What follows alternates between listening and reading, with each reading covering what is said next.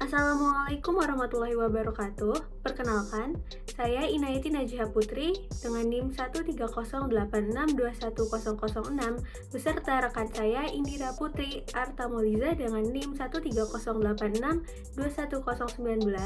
Pada kali ini kami akan mempresentasikan sebuah video tentang Unit 6 Plan, Form, and Function atau chapter 38 dan 39 dari buku Campbell.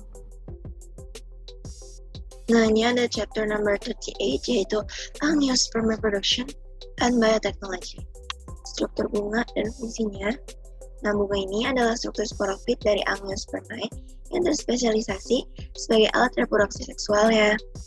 Nah, di bunga ini menjadi 4 bagian, yaitu ada carpels. Di carpels itu adalah alat reproduksi dari betinanya. Ini ada stigma, ada stelenya, dan ada ovari. Lalu ada stamen atau alat reproduksi jantannya, terdiri dari anter dan juga ada filamen. Lalu ada petals atau mahkota bunga dan juga ada sepals atau kelopak.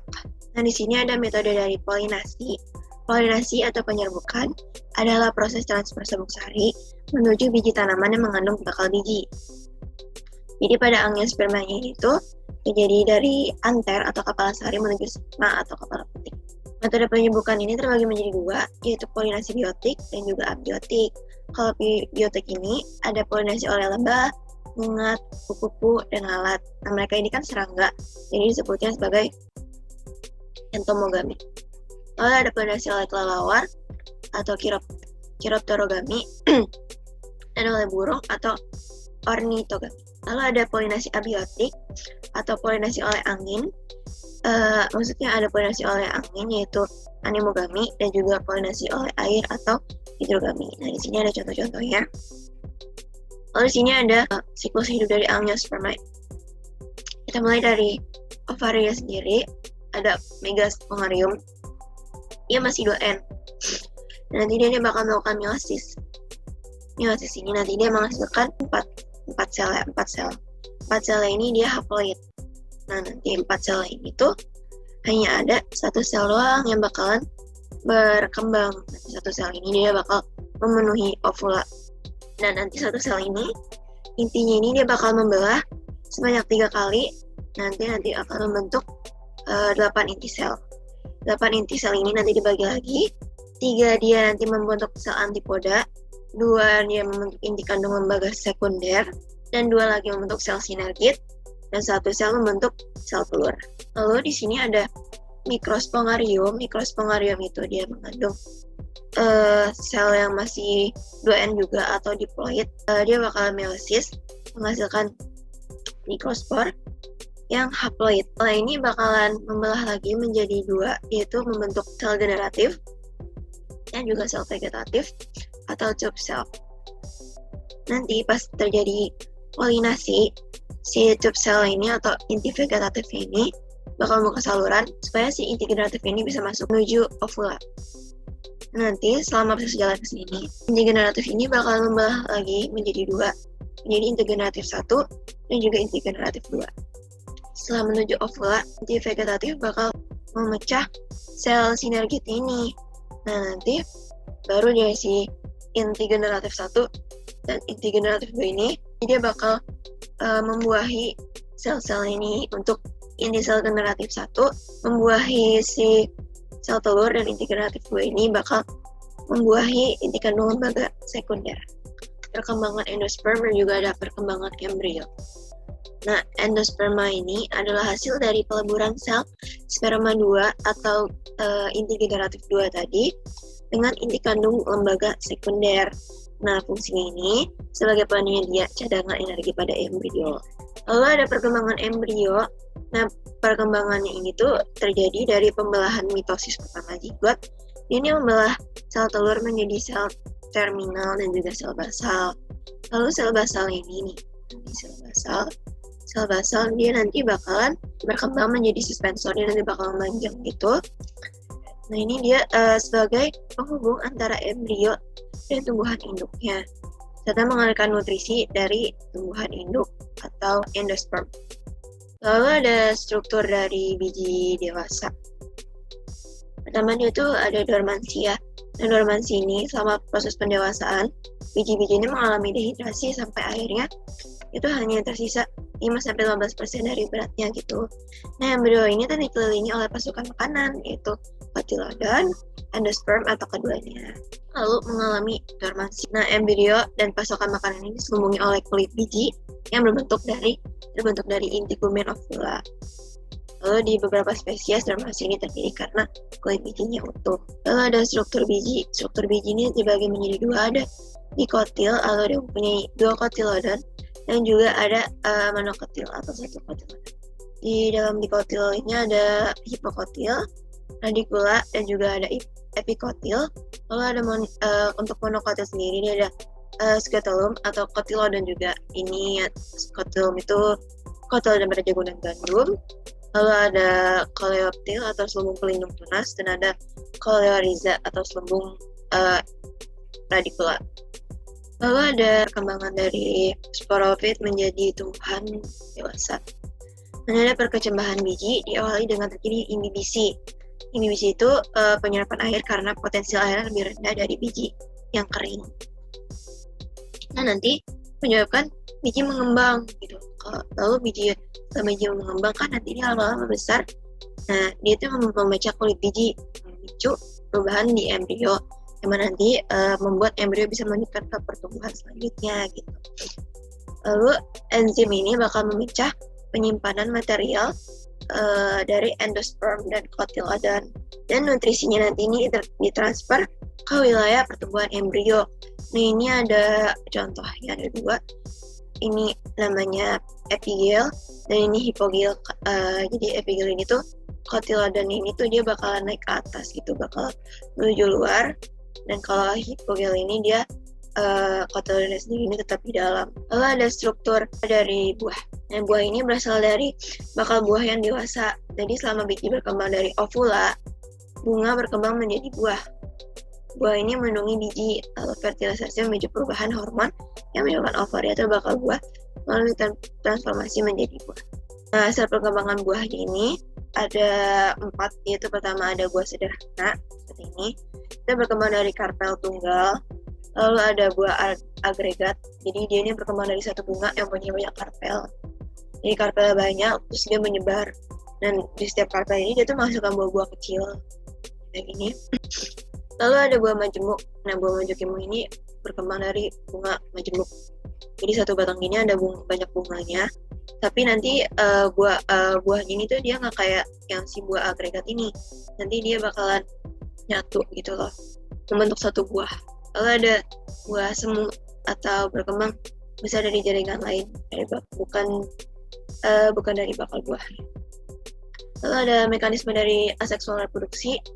Nah, pertumbuhan aseksual ini tanaman biasanya itu merupakan perpanjangan dari kapasitas untuk pertumbuhan tertentu gitu. Biasanya ini diperbarui tanpa batas gitu. Nah, ini terjadi pada jaringan meristem atau wilayah tidak terdiferensiasi. Di sini masih menjadi pembelahan sel gitu di dalam bagiannya. Selain itu juga ada sel parenkim di seluruh tumbuhan dapat membelah atau berdiferensiasi menjadi jenis sel yang lebih khusus. Nah, memungkinkan juga tanaman itu meregenerasi bagian yang hilang gitu. Contohnya ini ada fragmentasi atau berkembang dari fragmen akar atau juga fragmen batang, dan juga ada apokmisi atau pertumbuhan biji tanpa fertilisasi. Lalu ada keuntungan dan kelemahan dari aseksual dan seksual reproduksi. Jadi keuntungan ini untuk sexual reproduction ini ada tumbuhan ini memiliki banyak variasi. Kan kalau misalkan seksual itu dia kan terjadi penyerbukan ya. Penyerbukan ini kan dia bisa dari satu bunga lain ke satu bunga lainnya. Nah itu dia bakal memunculkan banyaknya variasi.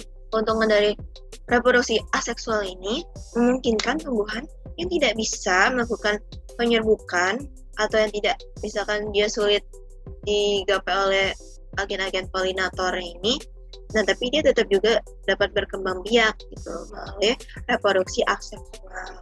Lalu untuk kelemahannya sendiri juga, di sini ada reproduksi seksual, yaitu perkembangan biji ini membuat biji menjadi rapuh dan rentan terhadap predator atau parasit. Lalu ada mekanisme yang mencegah pembuahan sendiri atau self-fertilization. Yang itu dia berkontribusi gitu pada keragaman genetik dan memastikan pada keragaman genetik dengan memastikan juga bahwa sel sperma dan telur ini berasal dari bunga yang berbeda. Contohnya ada bunga, ya, jadi di satu bunganya itu dia hanya ada stamennya atau alat kelamin jantannya, dan juga di bunga satu lagi malah hanya ada karpelsnya gitu. Nah kan dia nggak bisa bakalan bereproduksi ya. Nanti pastinya dia harus melakukan pembuahan ke bunga yang lainnya gitu. Lalu ada totipotensi, lalu reproduksi vegetatif, dan juga kultur jaringan. Organisme multiseluler banyak sel yang dapat membelah secara seksual menghasilkan sebuah klon dari organisme hasil. Nah, itu disebut sebagai totipotensi. Ini banyak ditemukan di tumbuhan. Totipotensi tumbuhan mendasari banyak teknik yang digunakan oleh manusia untuk cloning tumbuhan. Lalu reproduksi vegetatif dan grafting atau penyambungan tunas. Reproduksi vegetatif ini terjadi secara natural dalam banyak tanaman. Hal tersebut dapat terfasilitasi atau diinduksi oleh manusia juga. Nah, banyak tanaman rumah bereproduksi secara seksual melalui fragmen atau juga disebut dengan stek. Biasanya itu ada stek batang, ada stek daun. Nah, proses ini tuh biasanya terbatas untuk individu terkait aja gitu tanamannya, yang menghasilkan akar ini disebut stalk dan bagian yang disambungkan disebut stem. Dan ini ada cloning tabung dan uji teknik.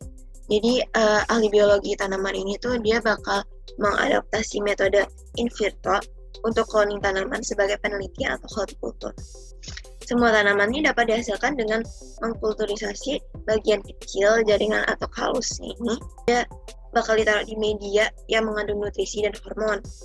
Jadi kalau misalkan konsentrasi hormon dan nutrisinya itu tepat, nanti kalusnya ini bakal bisa berkembang menjadi tunas, terus nanti dia bakal bisa berdiferensiasi menjadi tumbuhan baru lagi. Pemulihan tanaman atau plant breeding ini adalah seni atau ilmu yang mengubah sifat-sifat tanaman dan menghasilkan tanaman dengan karakteristik yang diinginkan.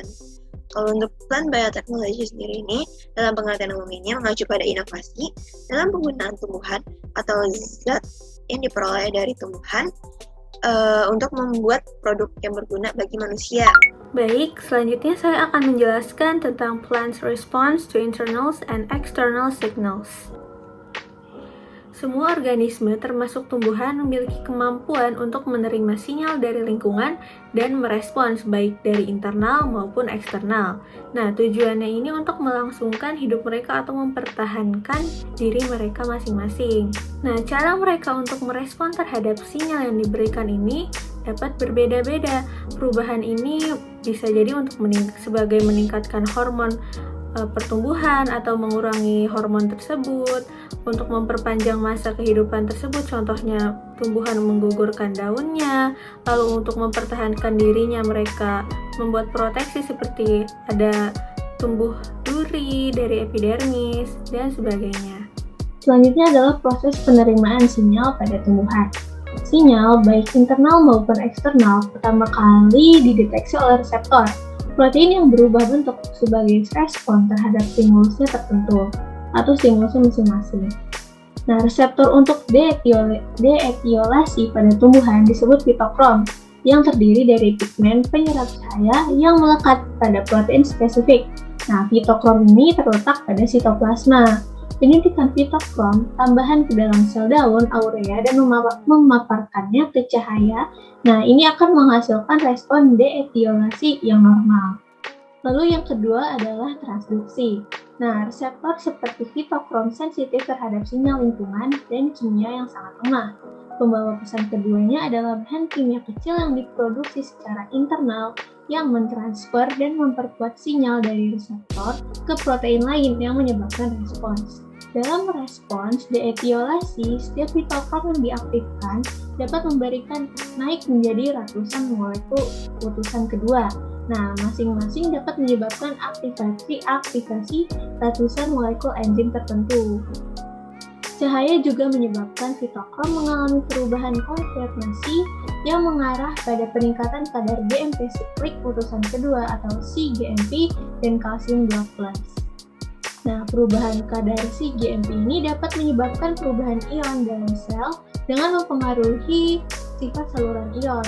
GMP siklik juga mengaktifkan protein kinase spesifik, enzim yang memforfosilasi dan mengaktifkan protein lain. Nah, perubahan kadar kalsium 2+ sitosol juga memainkan peran penting dalam transduksi sinyal fitokrom. Konsentrasi kalsium 2+ umumnya sangat rendah dalam sitoplasma. Nah, aktivasi fitokrom dapat membuka saluran kalsium 2+ dan menyebabkan peningkatan sementara kalsium 2+ sitosol 100 kali lipat. Lalu yang kedua adalah plant hormones help coordinate growth, development, and response to stimuli. Kita akan membahas tentang hormon tumbuhan yang membantu proses tanaman untuk berkembang dan tumbuh dan berkembang dan merespon terhadap rangsangan yang diberikan oleh lingkungan. Respon pertumbuhan yang mengakibatkan kelengkungan seluruh organ tumbuhan menuju atau menjauh dari rangsangan. Nah, ini yang disebut tropisme. Nah, pertumbuhan tunas ke arah cahaya ini disebut fototropisme. Berikut adalah contoh dari hormon tumbuhan seperti auksin, sitokinin, giberelin, asam absiat, dan etilen. Nah, secara umum, hormon tanaman ini mengontrol pertumbuhan dan perkembangan tanaman. Nah, ini akan mempengaruhi pembelahan, kemanjangan, dan diferensiasi sel. Beberapa hormon juga memediasi respon fisiologis jangka pendek tanaman terhadap beberapa rangsangan dari lingkungan. Nah, setiap hormon ini juga memiliki banyak efek tergantung pada tempat kerjanya, konsentrasi, dan tahap perkembangan tanamannya. Yang pertama adalah auksin. Auksin adalah zat hormon tumbuhan yang ditemukan pada ujung batang, akar. Nah, ini yang pasti kita temukan pada meristem apikal yang berfungsi sebagai pengatur pembesaran sel, pemanjangan sel. Nah, auksin ini penting untuk pertumbuhan primer dari tanaman. Nah, hormon auksin ini juga bekerja sinergis bersama hormon sitokinin. Selanjutnya adalah hormon sitokinin. Nah, hormon sitokinin ini dia merangsang untuk pembelahan sel. Sitokinin ini diproduksi di jaringan yang tumbuh aktif, terutama pada akar embrio dan buah-buahan. Nah, sitokinin ini seperti yang disebutkan sebelumnya juga bekerja bersama auksin untuk merangsang pembelahan dan diferensiasi sel. Sitokinin juga menghambat penuaan beberapa organ tanaman, seperti menghambat pemecahan protein dengan merangsang RNA dan sintesis protein dengan mobilisasi nutrisi dan jaringan sekitarnya. Lalu ada hormon giberelin, yang merupakan hormon sinergis juga yang bekerja sama dengan hormon auksin. Nah, giberelin ini berpengaruh besar terhadap perkembangan perkecambahan di embrio. Giberelin ini akan merangsang pembentukan enzim amilase yang berperan untuk memecah senyawa amilum yang terdapat pada endosperma dalam biji untuk menjadi senyawa glukosa.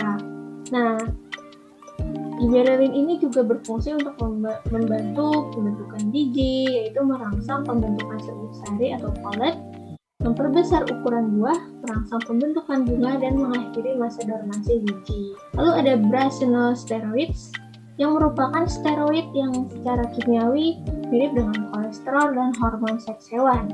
Nah, hormon ini menginduksi pemanjangan dan pembelahan sel pada segmen batang dan bibit pada konsentrasi serendah 10-12 m. Zat ini juga menghambat absisi daun dan meningkatkan diferensiasi silang. Yang selanjutnya adalah abscisic acid yang berfungsi untuk memperlambat pertumbuhan tanaman. Nah, ini juga merupakan efek dari dormansi biji yang tadinya akan dibangkitkan oleh hormon giberelin. Nah, ABA ini adalah sinyal internal utama yang memungkinkan tanaman untuk menahan kekeringan, seperti responnya menjadi tanaman menjadi layu. Nah, ABA ini terakumulasi di daun dan menyebabkan stomata menutup dengan cepat, mengurangi transpirasi dan mencegah kehilangan air lebih lanjut. Berikutnya adalah etilen. Nah, etilen ini dapat meningkat produksinya karena adanya tekanan fisik. Etilen ini juga mempengaruhi terjadinya senescensi, yaitu pengaturan berhenti berkembang atau dengan kata lain matinya sejumlah sel, organ, ataupun seluruh bagian dari sebuah tumbuhan. Contohnya seperti dedaunan yang rontok pada saat musim gugur. Nah, hormon etilen ini juga terkenal untuk membantu proses pematangan buah. Hal tersebut karena hormon tersebut akan memproduksi berbagai enzim untuk menghasilkan buah. Berikutnya adalah response to light are critical for plant success. Bagi tanaman, cahaya ini sangat penting untuk berlangsungnya tumbuh dan kembang. Nah, ada cahaya merah dan cahaya biru yang paling penting untuk mengatur fotomorgenesis dari tanaman ini. Yang pertama adalah kelompok heterogen fotoreseptor cahaya biru, dan yang kedua adalah keluarga fotoreseptor yang disebut fitokrom yang menyerap sebagian besar cahaya berwarna merah. Kita akan membahas fotoreseptor cahaya biru. Fotoreseptor cahaya biru ini disebut juga kriptokrom. Nah, cahaya biru ini menginduksi berbagai perkembangan dan tanggapan gerakan termasuk pertumbuhan melengkung fototropik, pembukaan kotiledon, fotoperiodik, pembungaan, daun merata, etiolasi, dan sebagainya. Nah, yang kedua adalah fotoreseptor cahaya merah atau yang disebut juga fitokrom. Nah, fitokrom ini terangsang oleh cahaya merah dan inframerah juga. Nah, akumulasi dari fitokrom ini dalam bentuk PR pada perkecambahan dalam kondisi gelap adalah ini stabil.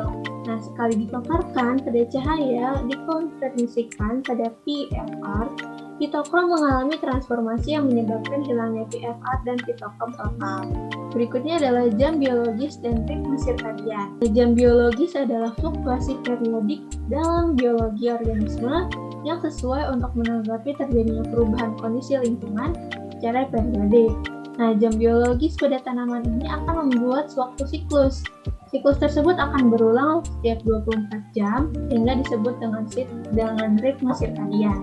Nah, untuk dapat dibilang memiliki ritme sirkadian, ini harus memenuhi 4 kriteria umum, yaitu ritme tersebut berulang 1 kali sehari, bertahan tanpa keadaan isyarat eksternal atau endogen, dapat disesuaikan supaya sesuai dengan waktu setempat atau entrainable, dan ritme tersebut mempertahankan periodisitas sirkadian pada rentang suhu fisiologis. Lalu fotoperiodisme dalam respon terhadap musim. Nah, penampilan yang tepat dari peristiwa musiman sangat penting dalam siklus hidup sebagian besar tanaman. Respon fisiologis terhadap fotoperiode seperti pembungaan disebut fotoperiodisme. Fotoperiodisme dan pengendalian pembungaan. Di sini terdapat 3 kelompok fotoperiodisme. Yang pertama adalah tanaman hari panjang. Nah, tanaman ini akan berbunga jika periode cahayanya lebih lama dari jumlah kritis. Contohnya adalah bayam dan iris. Lalu ada tanaman hari netral yang dia akan mencapai kematangan tertentu terlepas hari panjang. Dia tidak dipengaruhi oleh panjangnya atau lamanya jumlah jam kritis. Contohnya adalah tomat, beras, dan bunga dandelia. Lalu yang ketiga adalah tanaman hari pendek.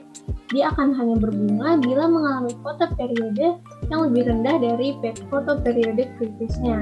Contohnya ini adalah kentang, ketela rambat, dan bunga stevia. Tipe berikutnya adalah plants respond to a wide variety of stimuli other than light. Nah, karena imobilitasnya tanaman juga harus menyesuaikan diri dengan berbagai keadaan lingkungan melalui mekanisme perkembangan dan fisiologis. Yang pertama adalah gravitasi. Nah, gravitasi ini disebut gravitropisme yang disebut dengan gerak bagian tumbuhan karena pengaruh dari gravitasi bumi. Jika tanaman tersebut arah geraknya menuju rangsang disebut dengan gravitropisme positif, misalnya gerakan akar menuju tanah. Nah, jika arah geraknya menjauhi rangsang disebut gravitropisme negatif, misalnya gerak tumbuh batang menjauhi tanah. Berikutnya adalah gangguan mekanis yang disebut juga dengan zygomorphogenesis. Nah, tumbuhan ini akan bereaksi lambat dari waktu ke waktu dengan mengubah morfologi serta laju pertumbuhannya itu. Oleh karena itu, respon dari zygomorphogenesis ini termasuk respon yang lambat. Nah, contohnya ini adalah penurunan pemanjangan pucuk dan peningkatan ketebalan. Selain itu juga mengubah kandungan klorofil, kadar hormon, ketahanan cepat prebiotik dan abiotik, kepekatan waktu berbunga, penuaan, dan aperture stomata sebagai respon morfogenetik. Berikutnya ada tekanan lingkungan. Nah, tekanan lingkungan ini dapat terjadi baik biotik dan abiotik. Nah, ini akan menentukan tentang geografis tanaman, baik pada kondisi yang cerah, hangat, kering. Nah, tanaman tersebut pasti dapat kemungkinan terjadi mengalami stres. Nah, tekanan lingkungan ini contohnya ada banjir, dari stres garam, stres panas, dan stres dingin. Nah, ini adalah contoh dari banjir. Nah, ini akan mempengaruhi tanaman yang bisa tanaman itu cepat mati karena tergenang terlalu banyak air. Lalu contohnya ada stres garam juga. Nah, kelebihan natrium klorida ini akan mengancam tanaman menurunkan potensi air tanah, dan juga natrium dan ini terlalu tinggi akan beracun bagi tanaman. Lalu ada stres panas yang mengakibatkan membunuh tanaman tersebut karena kelebihan penguapan. Nah, juga tanaman tersebut kekurangan air. Berikutnya ada stres dingin. Nah, suhu yang terlalu dingin ini atau terlalu rendah akan membuat lipid terkunci ke dalam struktur kristal dan membran kehilangan fluiditasnya. Nah, jadi air dari tanaman tersebut tidak dapat lembab gitu, terlalu dingin, jadi dia akan mati. Selanjutnya adalah plants defend themselves against herbivores and pathogens. Sistem pertahanan tanaman merupakan proses koevolusi yang berlangsung secara berkelanjutan. Nah, sifat pertahanan ini diperlukan bagi tanaman untuk mempertahankan dirinya dari serangan herbivora dan patogen. Nah, bentuk pertahanan tanaman terhadap herbivora ini terbagi menjadi 4. Yang pertama adalah escape, yaitu menghindari serangan dengan tumbuh di tempat yang sulit dijangkau bagi herbivora tersebut, atau tanaman tersebut menghasilkan bahan kimia yang menolak herbivora tersebut yang disebut repellent. Yang kedua, tanaman tersebut toleran terhadap herbivora dengan mengalihkan herbivora tersebut untuk makan bagiannya yang tidak penting bagi tanaman tersebut untuk melakukan penyembuhannya. Nah, yang ketiga, tanaman ini dapat menarik musuh alami dari herbivora tersebut untuk melindungi dirinya. Nah, yang keempat, tanaman ini melindungi dirinya dengan menggunakan proteksi kimia atau fisika. Contohnya, dia dapat menghasilkan toksin yang dapat membunuh atau mengurangi kemampuan herbivora tersebut untuk mencerna tanamannya atau disebut antibiosis. Nah, tanaman juga mampu bertahan terhadap serangan patogen melalui suatu kombinasi karakteristik struktural yang berperan dalam menghalangi masuknya patogen tersebut ke dalam jaringan tanaman dengan reaksi biokimia. Respon pertahanan biokimia yang terdapat pada tanaman ini meliputi pelepasan senyawa oksidatif yang dapat memicu terjadinya kematian sel, sehingga patogen tidak dapat menyebar ke jaringan lain dari tanaman. Respon selanjutnya dari tanaman ini terjadi di sekeliling selnya, yaitu perubahan komposisi dinding sel dapat menghambat penetrasi dari patogen, mensintesis senyawa antimikroba seperti phytoalexin, dan pathogenesis-related protein. Dari peningkatan produksi phytoalexin dan protein PR ini, dia akan membantu respon penyegelan dari sel-sel yang mengandung infeksi lebih efektif. Setelah sel-sel di tempat infeksi mempertahankan proteksi kimiawinya, nah mereka akan menutup area tersebut dan menghancurkan sel-sel yang tadi. Nah, nantinya area ini akan terlihat sebagai luka pada daun atau organ lain yang terinfeksi. Tetapi daun atau organ tersebut akan bertahan dan respon pertahanannya yang akan membantu melindungi bagian tanaman lainnya. Sekian presentasi dari kami, saya Inayati dan rekan saya Indira. Lebih kurangnya mohon maaf. Wassalamualaikum warahmatullahi wabarakatuh.